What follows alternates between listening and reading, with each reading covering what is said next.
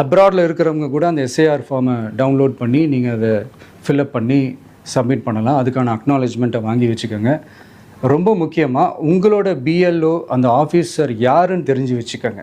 இந்த தேர்தல் ஆணையம் அந்த வெப்சைட்டில் போனீங்கன்னா அந்த பர்டிகுலர் பிஎல்ஓ ஆஃபீஸரோட ஃபோன் நம்பர் கூட நீங்கள் எடுத்து வச்சுக்கலாம்.